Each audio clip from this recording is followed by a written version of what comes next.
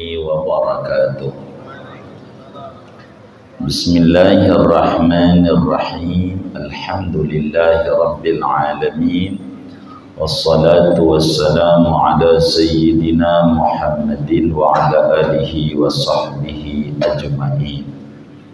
Allahumma inna nastahdika li arsyadi amrina wa zidna ilman yanfa'una. Qala wad dalilu ala dhalika wujudu hadhil makhluqat.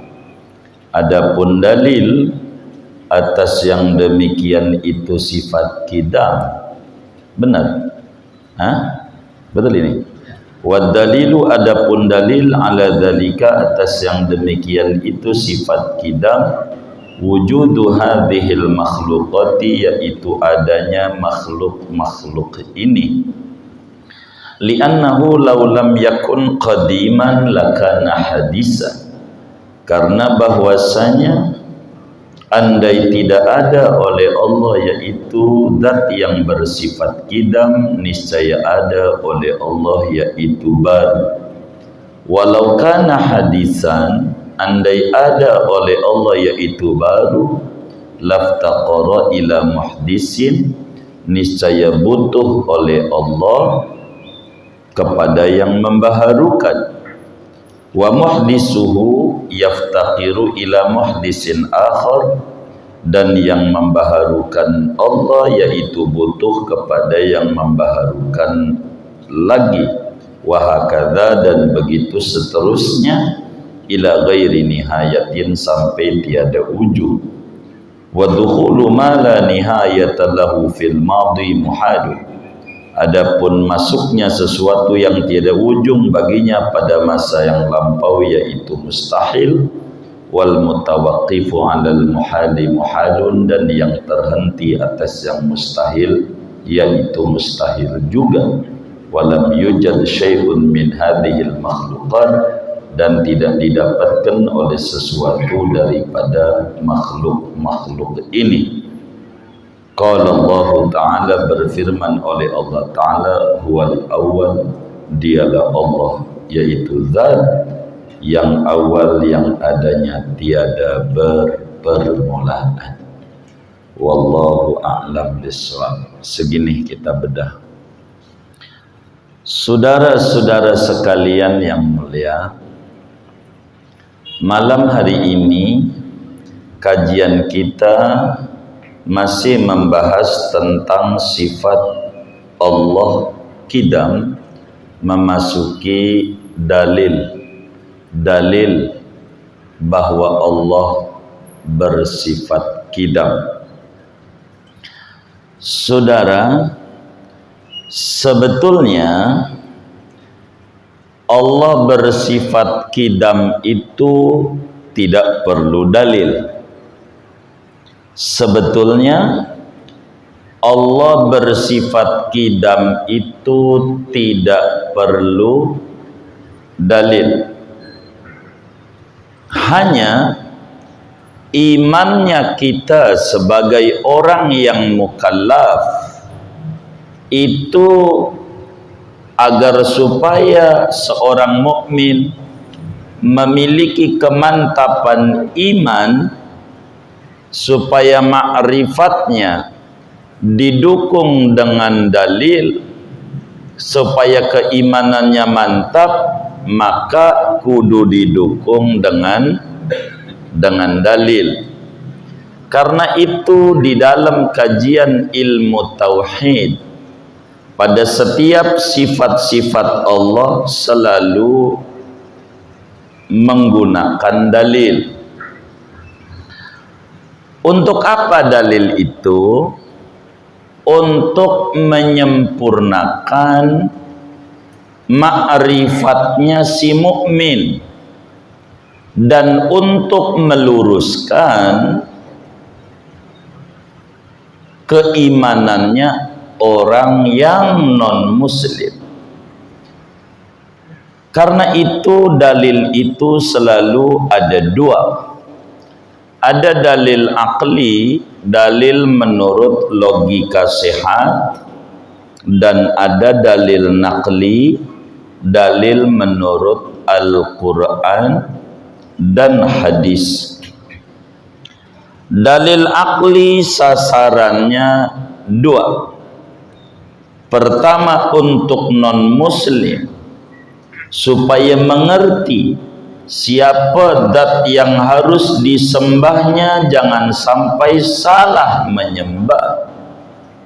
Yang kedua, dalil akli itu untuk muslim yang imannya lemah, supaya ma'rifatnya mantap.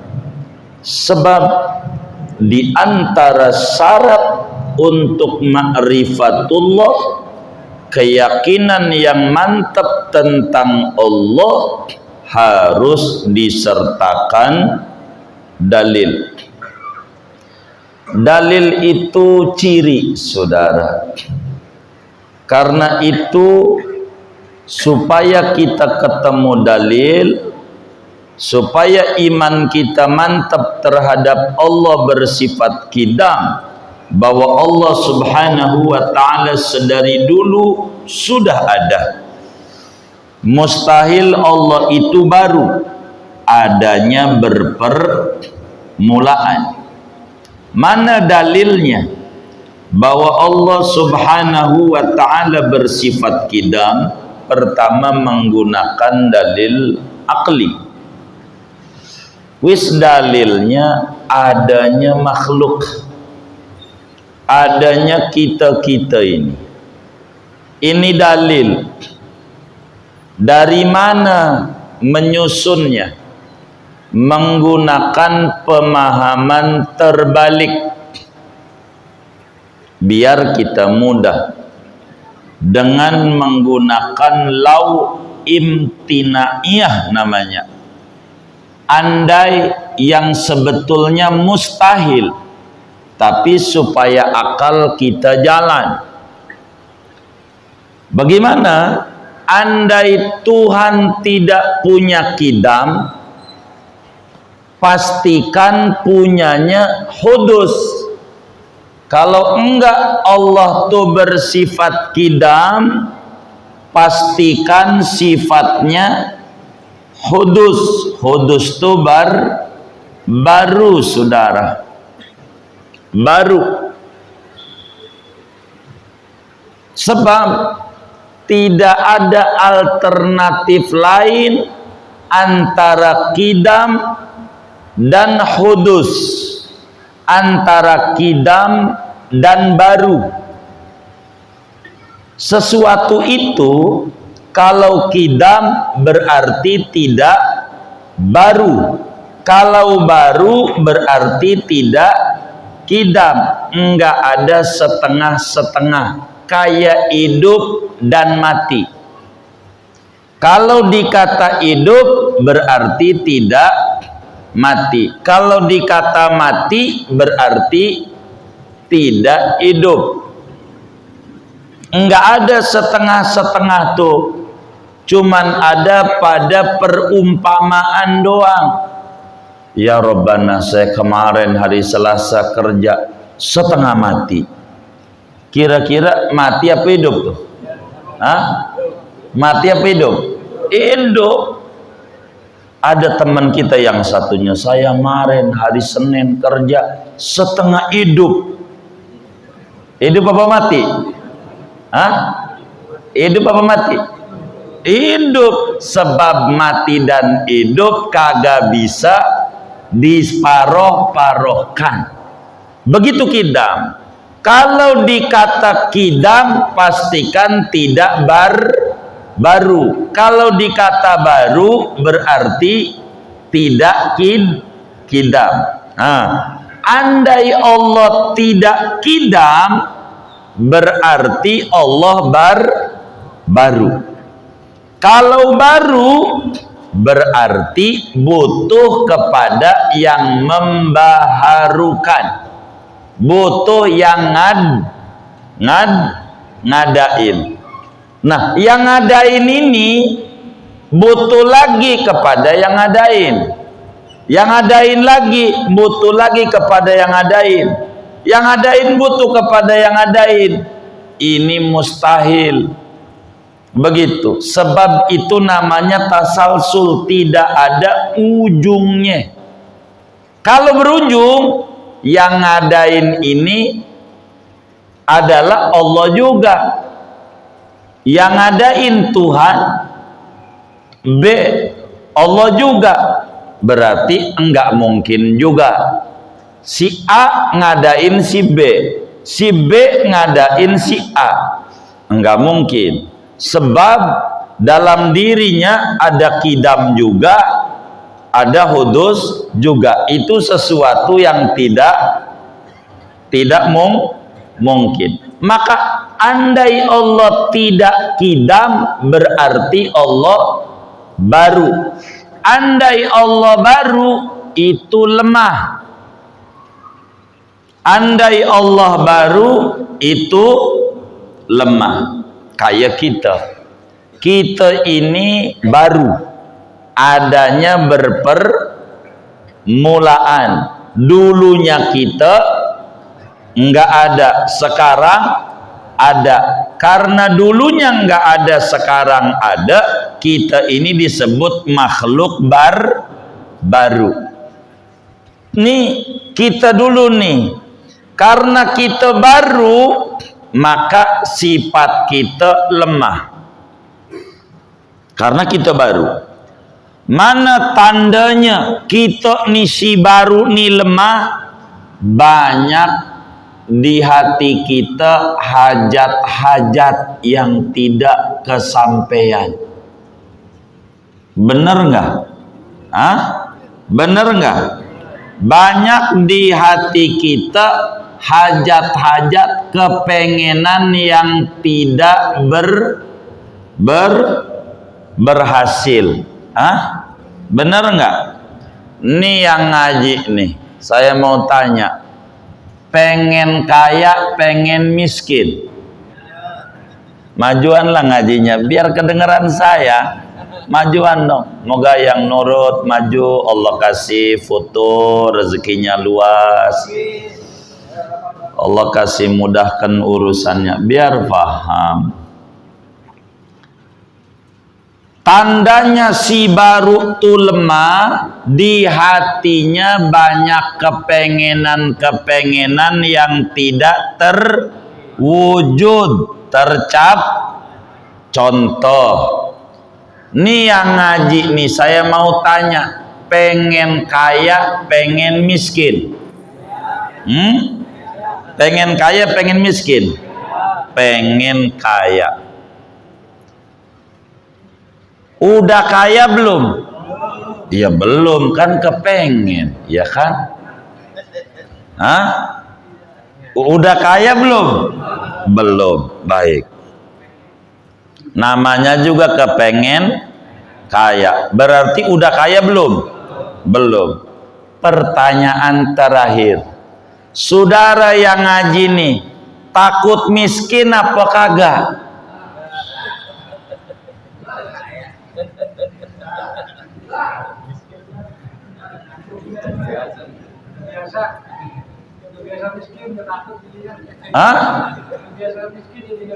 Jadi nggak takut? Saya mau jujur nih, yang ngaji nih, pengen kaya, pengen miskin? Pengen kaya. Pengen? Ini yang bener nih, yang ngaji nih. Jangan sampai di masjid salah jawab nih. Kita yang ngaji nih, pengen kaya, pengen miskin? Kaya. Udah kaya belum? Belum, karena kepengen. Saya mau tanya, ada nggak di hatinya takut susah?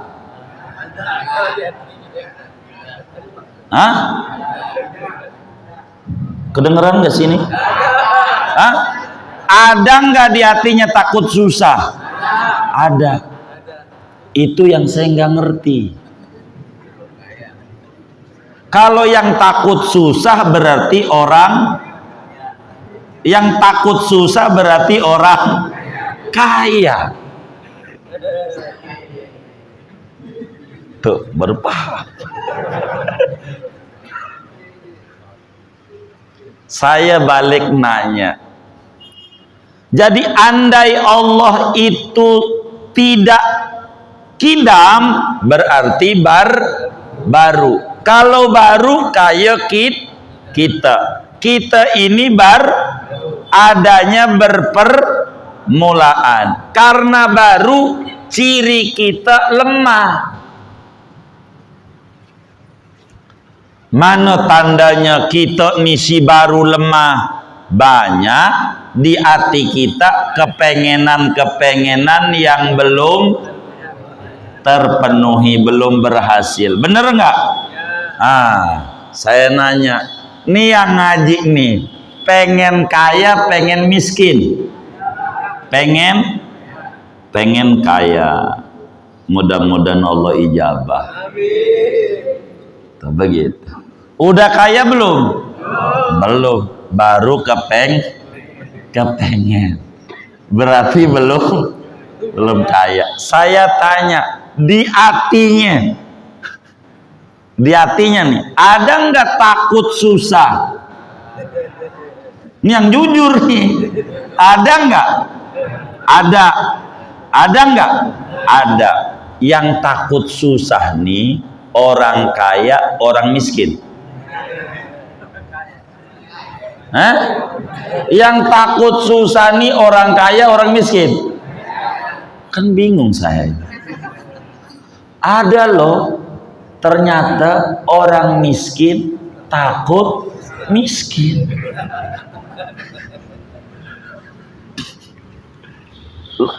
Jeruk takut jeruk. Ada nggak? Ada nggak?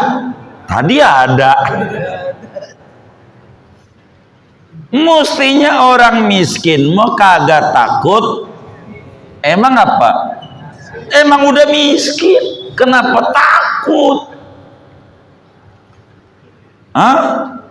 Bener nggak? Jadi ada ketakutan di hati, berarti kita merasa kaya. Bener nggak?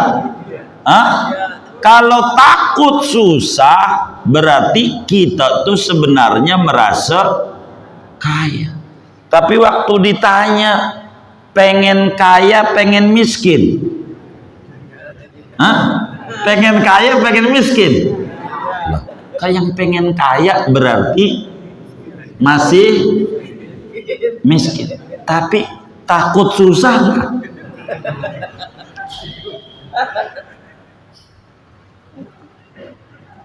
Mestinya susah mah enggak tak. Emang karena udah biasa. Baik, biar kita urai. Dari mana buktinya kita lemah? Banyak di hati kita hajat-hajat yang tidak berhasil. Contoh, banyak orang miskin, padahal semua kita pengen kaya. Bener nggak? Bener nggak? Banyak orang sakit, padahal semua orang pengen sehat. Kalau kepengen tuh tandanya lemah. Karena lemah banyak pengennya. Benar nggak? Benar nggak? Kalau Allah lemah kayak kita baru, berarti kita nggak bisa bikin langit, bikin bumi. Ngadain kita aja kagak bisa. Benar nggak? Berarti langit bumi kagak ada. Kalau kagak ada langit bumi mustahil. Wong nyata-nyatanya adanya bumi dan langit menunjukkan Allah tidak baru kayak kita. Allah tidak baru itu berarti Allah kidam. Nah, itu yang kita cari dalam makna. Allah tuh bersifat kidam. Begitu. Mustahil Allah lemah, karena sifatnya kita nih baru nih lemah. Nggak ada yang nggak lemah. Mau nggak ngamalin doa Nabi? Nabi itu orang mulia. Ada doa Nabi yang luar biasa. Sekali habis sholat dibacanya. Kalau saudara mau saya bagi, saya jazain. Ini doanya begini. Allahumma ahyini miskinan wa amitni miskinan wakhsyurni ghadan ma'azumratil masakin. Ini doa Nabi.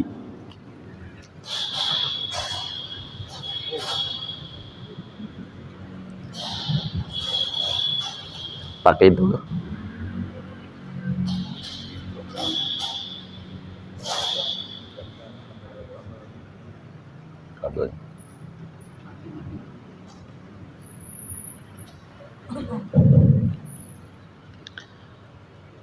Ada doa Nabi, Allahumma ahyini miskinan wa amitni miskinan wakhsyurni ghadan ma'azumratil masakin. Ya Allah, hidupkan saya miskin, matikan saya miskin, kumpulkan saya di akhirat bersama orang miskin. Doa Nabi. Mau nggak? Kalau mau saya bagi. Mau nggak? Nggak mau. Mau nggak? Nggak mau. Kenapa? Ya Allah. Begini. Kita sholat duha. Pengen apa? Kaya. Kita baca sholawat nariyah 4444. Pengen apa? Kaya. Kita baca surat waqiah. Pengen apa? Kaya. Kita pengen kaya. Udah kaya belum? Belum. Tuh, minta kaya dikasihnya miskin. Minta kaya dikasihnya miskin. Dibalik. Doanya minta apa? Minta miskin. Biar dikasih, cuman takut manjur. Makanya nggak mau. Bener nggak? Padahal saya udah tanya. Pengen kaya, pengen miskin? Hah? Pengen kaya, pengen miskin? Yang pengen kaya nih, udah kaya belum? Belum. Saya tanya, di hatinya ada takut susah nggak? Kalau ada takut susah, berarti orang kaya. Tuh kan bingung, sebenarnya kaya atau miskin? Pikirin.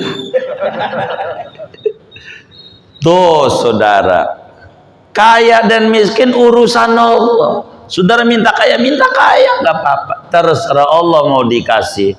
Nabi minta miskin, maka Nabi meminta miskinnya pilihan. Miskinnya Nabi pilih kemauan. Kalau kita nih miskinnya kemauan apa terpaksa? Hah? Saya mau tanya, kemauan apa terpaksa? Hah? Terpaksa. Pengennya kaya. Tuh makhluk baru berubah-ubah. Enggak jejak. Itu kita. Makhluk baru. Baru namanya. Maka mustahil daur. Apa daur? Butuhnya sesuatu kepada yang lain, di mana yang lain butuh kepada dia. Tuhan butuh kepada pencipta, yang pencipta ini butuh kepada Tuhan. Mustahil. Sebab bakal ada pada A dan B, kidam juga, baru juga. Sedang kidam dan baru tidak bisa diparoh. Dua, Mustahil juga tasalsul. Tuhan A dicipta Tuhan B, B, C dan seterusnya. Berarti kalau berujung itulah Tuhan. Yang ini baru. Maka semua selain Allah baru. Alam ini termasuk di dalamnya alam manusia. Bumi, langit, matahari, bulan, apa saja. Semuanya baru. Adanya diawali dengan tidak ada. Baru. Tidak kidam. Sebab yang kidam cuman Allah. Yang adanya baru karena diadakan oleh yang bersifat kidam. Yang punya sifat kidam cuman Allah. Selain Allah baru. Adanya berpermulaan. Mustahil alam ini kidam. Dari dulu sudah ada sebab setiap yang ada bentuknya, langit ada bentuknya, bumi ada bentuknya, yang harus disembah yang membentuknya. Benar nggak? Ini gelas ada bentuknya, berarti ada yang buat. Berarti ini baru. Yang harus disembah yang buatnya. Kita baru. Yang harus disembah yang buat kita manusia. Dialah Allah. Tidak boleh jeruk makan jeruk. Tidak boleh barang baru nyembah kepada yang baru. Makhluk nyembah makhluk. Tidak boleh. Rusak tauhidnya. Yang harus disembah yang punya sifat kidam. Itulah Allah. Andai Allah tidak kidam, berarti Allah baru. Kalau baru kayak kita lemah. Kalau Allah lemah, enggak bisa bikin langit, bikin bumi kayak kita. Itu mustahil. Maka mustahil baru sama dengan Allah bersifat kidam. Udah paham tuh? Itu akal. Karena agama tidak berdasar akal, tapi berdasarkan wahyu, Al-Quran dan hadis yang sahih. Maka saudara, Al-Quran pada surat Al-Hadid ayat 3 Allah subhanahu wa ta'ala menjelaskan huwal awal. Huwal awal. 2 tambah 2 sama dengan 2 tambah 2 sama dengan 4. Yakin nggak? Yakin nggak? Yakin. Ada yang bilang 2 tambah 2 sama dengan 3. Percaya nggak? Enggak. Baik. Bila 2 tambah 2 sama dengan 4 yakin, Al-Quran bilang dzalikal kitabu la raiba fi. Ini Al-Quran tidak ada keraguan barang dikit pun. Maka bila 2 tambah 2 yakin, maka seluruh isi Al-Quran jauh seorang muslim kudu yakin melebihi yakinnya 2 tambah 2. Al-Quran bilang pada surat Al-Hadid huwal awal. Dialah Allah yang adanya tidak berpermulaan. Maka akal kita tunduk sami'na wa ata'na. Dia dari dulu sudah ada. Dalam surat Al-Ikhlas, surat Kulhu, Allah nyatakan lam yulad, lam yalid, walam tidak dilahirkan. Yang lahir melahirkan namanya baru, tidak layak disembah. Yang lahir melahirkan. Bila ada manusia punya ibu, itu namanya dilahirkan, bukan Tuhan. Nabi Isa punya ibu, bukan Tuhan, karena dilahirkan. Begitu, punya ibu tapi nggak punya bapak. Lebih hebatan Adam. Adam nggak ada ibu, nggak ada bapak. Kalau mau nyembah juga tinggian Adam, nyembah Adam aja masih salah juga, masih. Sebab jeruk tidak boleh makan makhluk, tidak boleh nyembah makhluk. Lam yalid walam yulad. Walam yulad tidak dilahirkan, berarti tidak ada bapa, tidak ada anak, tidak beranak dan tidak beranak diperanakan. Lam yalid walam yulad. Makanya surat Al-Ikhlas surat luar biasa. Allah bersifat qidam, walam yulad, tidak dilahirkan. Tidak ada Tuhan yang lain, nggak ada selain Dia, baru makhluk ciptaan. Sebab Dia sifatnya qid huwal awwal. Selainnya baru, kayak kita baru. Agar supaya kita lebih tenang, sebagai kita makhluk baru,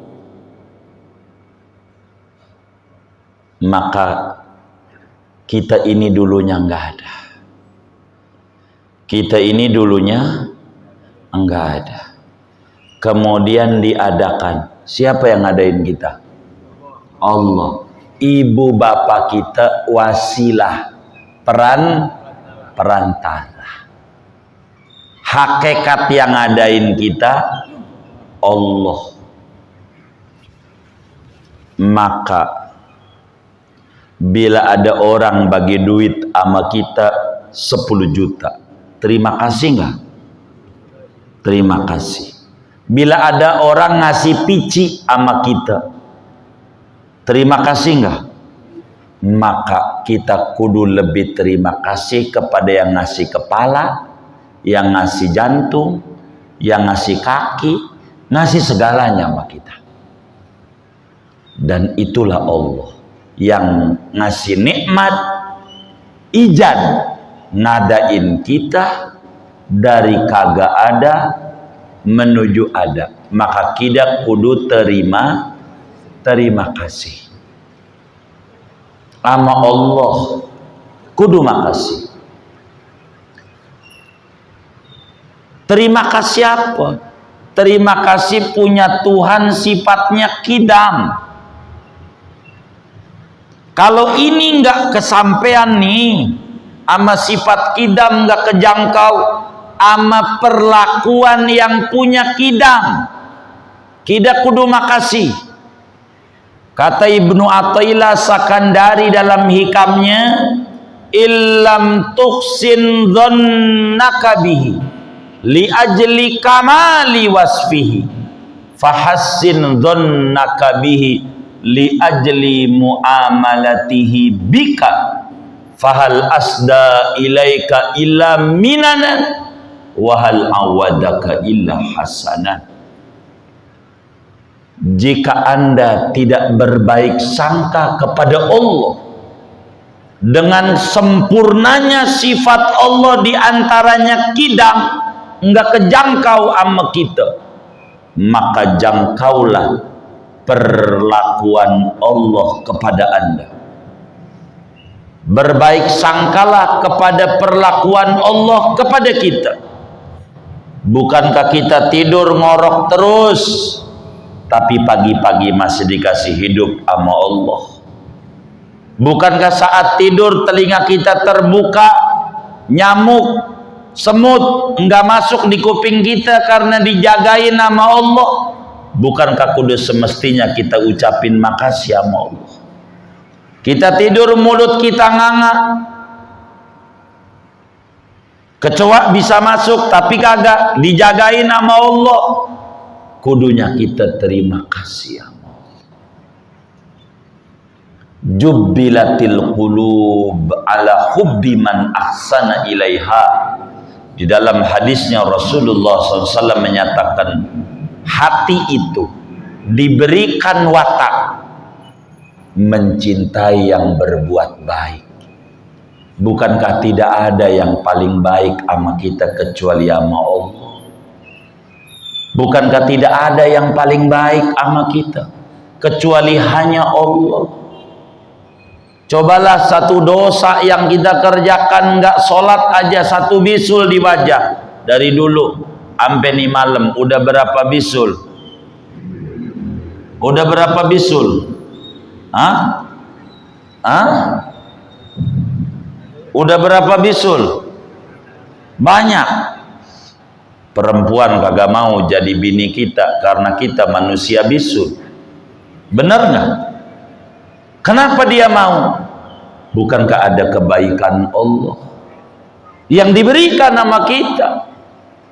Kalau kita tidak terima kasih, Allah, lakal hamdu ya Allah, lakal hamdu ya Rabbi, lakal hamdu ya hasbi ala hadhihi ni'mah, nikmatul ijad, nikmatul imdad. Banyak nikmat yang Allah berikan sama kita. Maka pandai-pandailah berterima kasih kepada Tuhan. Caranya bagaimana biar kita mengerti kidam?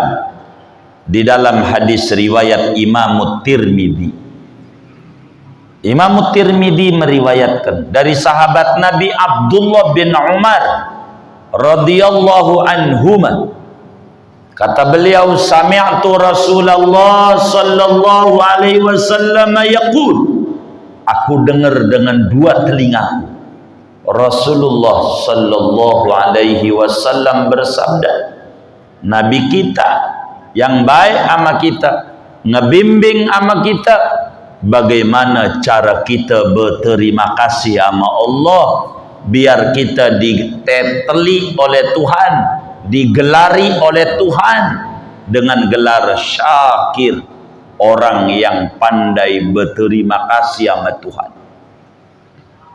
Kata Nabi, khoslatani man kanata fihi katabahullahu syakiran sabiran wa man lam takuna fihi lam yaktubhullahu syakiran sabir.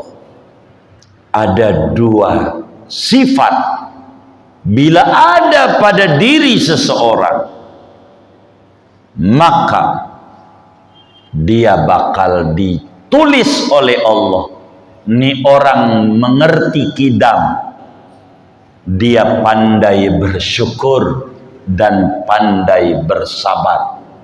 Titelnya syakir sabir. Wa man lam takuna fihi, bila tidak ada dua sifat ini pada dirinya, lam yaktubuhullahu syakiran sabira, dia belum mengerti kidam, belum paham Allah bersifat kidam, maka dia tidak dicatat oleh Allah sebagai orang yang pandai bersyukur dan pandai sabar. Apa itu? Kata Nabi, man nadhara fi amri dinihi ila man huwa fawqah wa nadhara fi amri dunya ila man huwa dunah fahamidallaha ta'ala ala ma faddalahu Allah ta'ala bi katabahullahu syakiran sabir. Siapa orang yang memandang dalam keseharian hidupnya, siapa orang yang melirik dalam keseharian hidupnya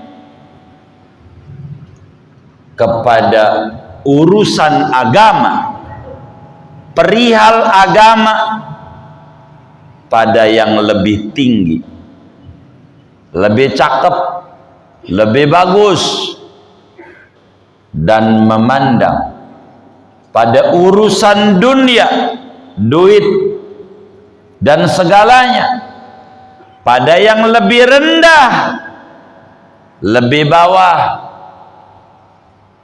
sehingga dia memuji Allah atas kelebihan yang Allah berikan dibanding yang lain, maka orang ini mengerti sifat kidam, sehingga Allah catat dia sebagai orang yang pandai bersyukur dan pandai bersabar. Namun kata Nabi, wa man nadhara fi amri dinihi ila man huwa dunah wa nadhara fi amri dunyahu ila man huwa fawqa fa asifa ala ma fata lam yaktubhu Allahu syakiran sabiran. Siapa orang yang kedua, siapa orang yang memandang urusan agama kepada yang lebih rendah, urusan dunia kepada yang lebih tinggi, sehingga dia ngeluh, kecewa, menggerutu di dalam hatinya atas yang belum ada pada dirinya, maka orang ini belum mengerti kidam. Allah tidak catat sebagai orang yang pandai bersyukur, pandai bersabar. Jadi saudara, kita dengan ngaji kidam, bahwa kita baru, makhluk baru tuh kalau mandang harus benar urusan agama kepada yang lebih tinggi. Ya Allah, saya baru pas bandrol 5 waktu. Teman saya Masya Allah, Qobliyah, Ba'diyah, tahajud. Saya pengen kayak dia. Pengen kayak dia. Pengen kayak dia ya Allah. Saya puasa baru pas bandrol 30 hari Ramadan.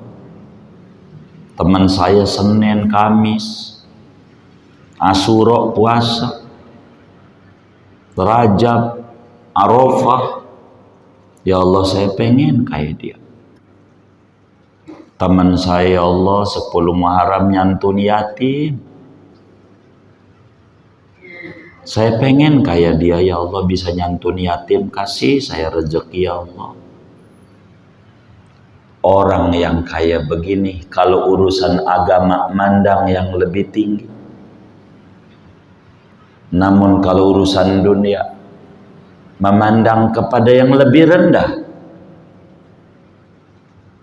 Punya motor Legenda 2 emang ada, dia lihat yang naik sepeda, alhamdulillah saya punya motor Legenda 2. Orang boro Legenda 2, Legenda 1 aja nggak punya, masih jalan kaki, masih ngangkot. Tahu ngangkot? Naik angkot. Saya alhamdulillah motor Legenda bukan 1 tapi Legenda 2. Dia bersyukur atas nikmat yang diberikan oleh Allah dibanding yang lain. Maka orang kaya begini nih namanya mengerti kidam.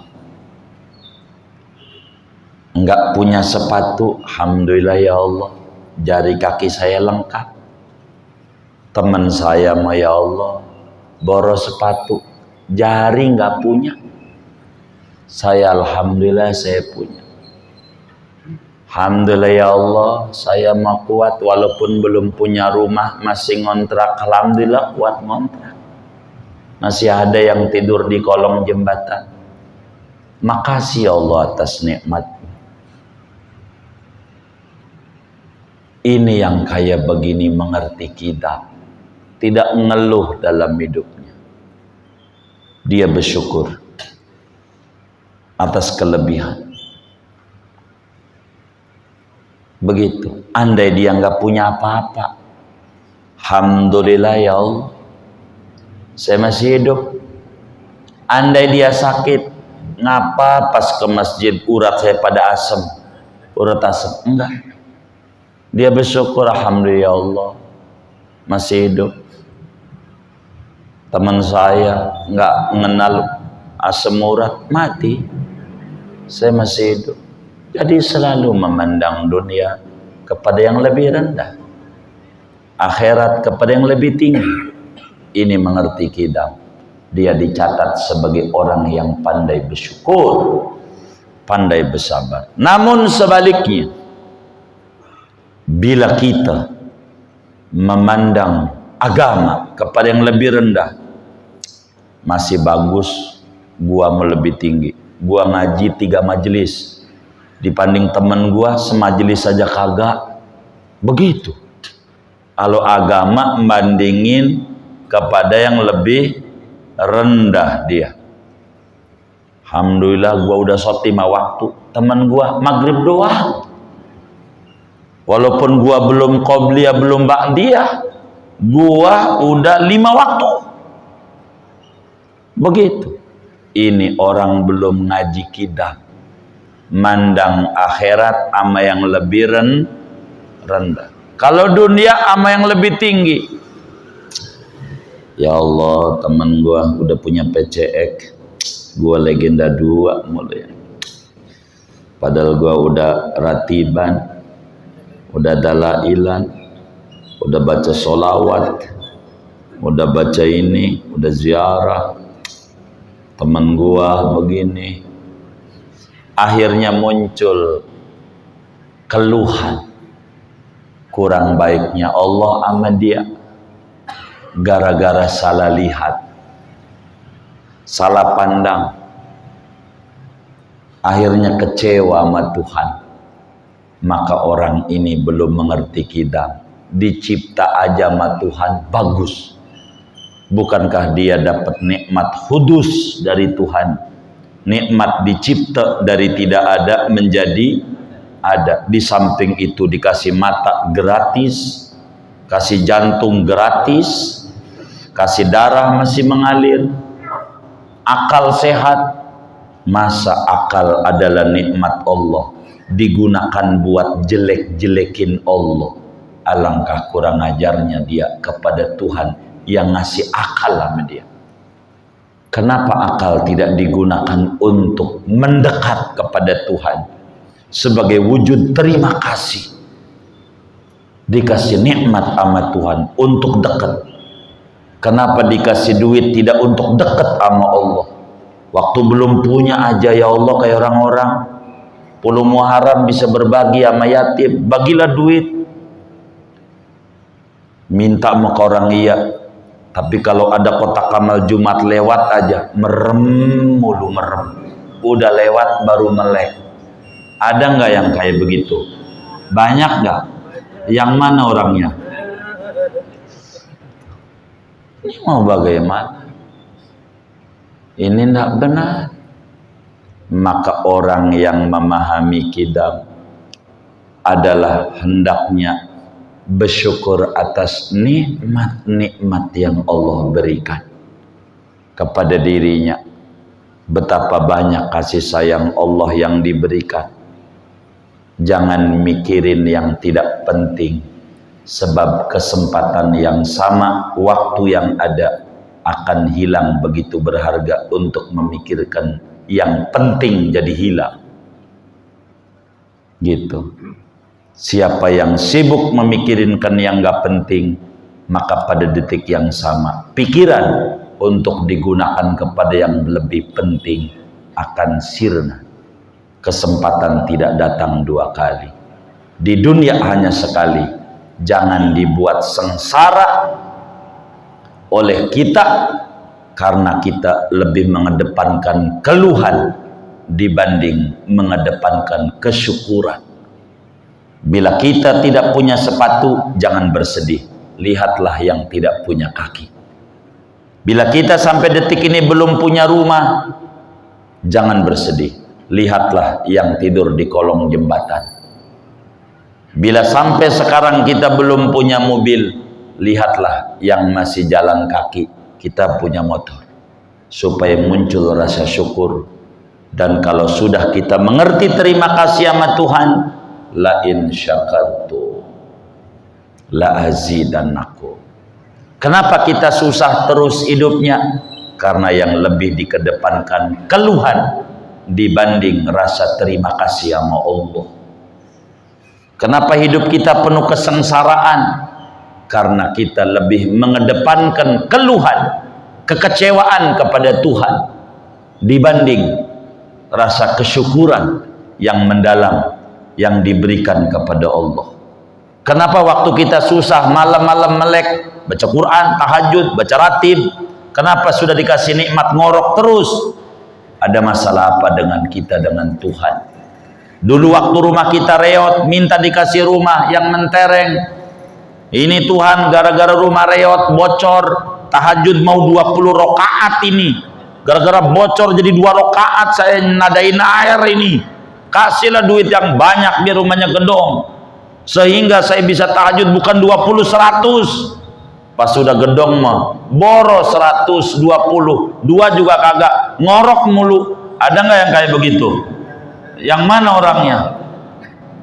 Waktu dulu belum punya listrik, masih rumahnya bilik, pakai lampu tok-tok, baca Quran keburu. Ini Tuhan, saya pengen baca Quran sejud, karena ini kena angin, lampu tok-tok mati lagi, jadi akhirnya cuma 2 ain doang. Kasihlah saya duit biar bisa masang listrik. Kalau listrik mau kena angin gede juga nggak mati, jadi saya bisa sehari sejuz. Pas sudah ada listrik, nonton TV mulu, Quran jarang dibuka. Ada nggak yang kayak begitu? Nggak mengerti sifat kidamnya Allah Subhanahu Wa Taala. Buat apa ini mata dicipta oleh Allah, dikasih sebagai nikmat?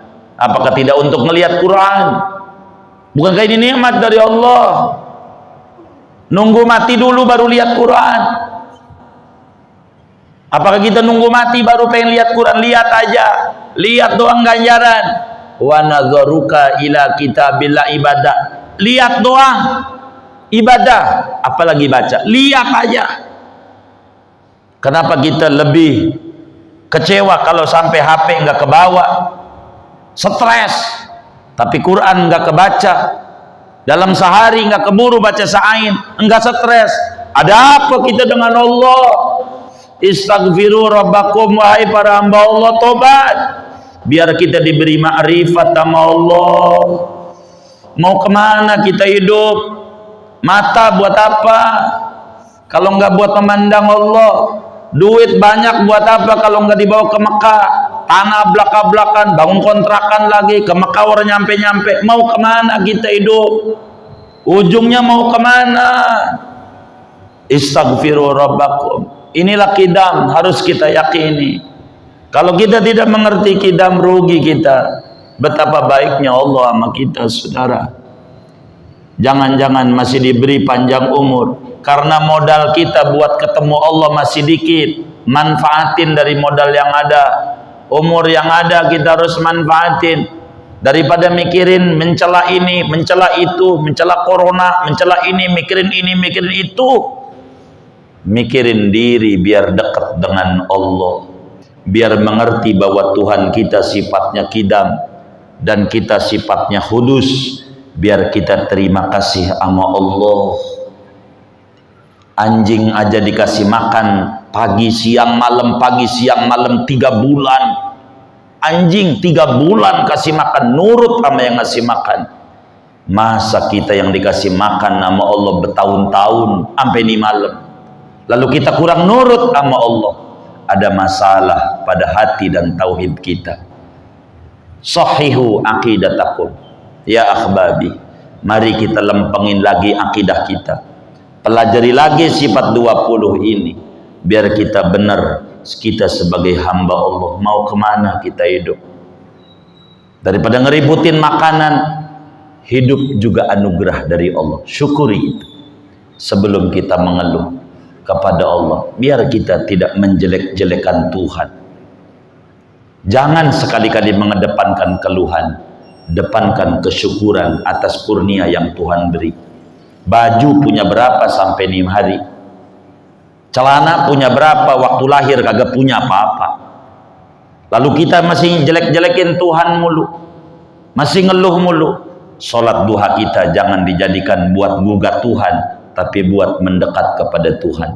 Baca sholawat kita bukan untuk ngerayu Tuhan, biar kasih duit sama kita, tapi berterima kasih kepada Rasulullah, kepada Tuhan, karena dia kirim Nabi yang luar biasa, membimbing kita bagaimana seorang hamba itu kudu dekat sama Tuhan. Baca Quran kita waqiah bukan biar dipuji Tuhan, tapi biar berterima kasih kita sama Tuhan, dikasih mata untuk memandang firman-firmannya yang termaktub dalam mushaf ini. Dan ini paling penting buat kita, saudara. Jangan banyak mengeluh, jangan banyak menjelek-jelekan Allah, jangan banyak kecewa sama Allah, membuat jiwa kita makin mundur dan jauh dengan Allah. Jangan sampai umur kita udah 50 tahun, 60 tahun belum mau dekat dan akrab dengan Allah. Mau kemana kita hidup? Bukankah ujung kita mati? Apa yang kita mau bawa? Mari kita bersama fahami sifat kidam supaya muncul kesyukuran kita sama Allah Subhanahu wa ta'ala. Ya Allah, berikan kami semua ini rasa syukur kepadamu dalam berbagai nikmat-nikmat yang kau berikan kepada kami. Bimbing kami untuk akrab dengan Engkau, mesra dengan Engkau, nikmat hidup ini dari Engkau, dan kami pandai mensyukuri kurnia-kurnia daripada Engkau. Yang tidak enak pun juga nikmat dari Engkau. Pada akhirnya kami akan bersyukur kepada Engkau. Jadikan kami sebagai umat Nabi Muhammad, wafatkan kami sebagai umat Nabi Muhammad yang bertauhid mengikuti akidah Ahlus Sunnah wal Jamaah. Kumpulkan kami bersama mereka yang bertauhid Ahlus Sunnah wal Jamaah. Amin ya rabbal alamin. Segini aja.